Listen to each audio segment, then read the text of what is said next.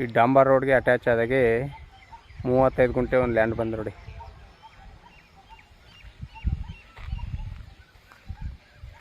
ವಿಲೇಜ್ಗೆ attach ಆಗಿರೋ land. ಇದರ ಪಕ್ಕದ್ದೆಲ್ಲ site ಹಂಚಿ ರೆಡಿ ಮಾಡಿಬಿಟ್ರೆ ಲ್ಯಾಂಡು. ಇದು ಅದರ ಪಕ್ಕದ್ದು. ಮುಂದೆ ಬೇಕಾದರೆ ನೀವು ಸೈಟ್ನು ಮಾಡ್ಕೋಬೋದು, ಮಾರ್ಬೋದು. ಮಾಡಿಬಿಟ್ಟು ರೆಡ್ ಸಾಯಿಲು, ನೀವು 10 ಅಡಿ ತೊಡಿ ಕಲ್ಲು ಮರ ಇಲ್ಲ ಅಂತ ರೆಡ್ ಮಣ್ಣು.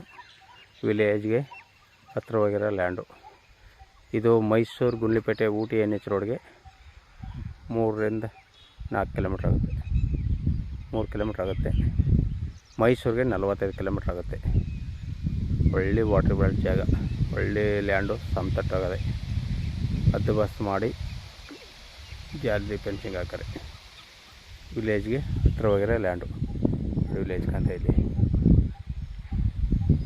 ಇವರು ಟೋಟಲಿ 44 ಲಕ್ಷ ರೂಪಾಯಿ ಹೇಳ್ತಾರೆ.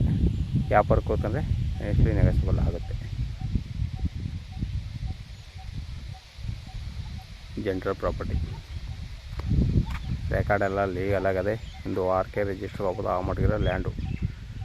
35 ಗುಂಟೆ RTC, ಒಂದು 10 ರಿಂದ 12 ಗುಂಟೆ ಖರಾಬ್ ಜಾಗ. ಎಲ್ಲ 1 ಎಕರೆ 10 ಗುಂಟೆ ಆಯ್ತೆ ನೋಡಿ ಸರ್.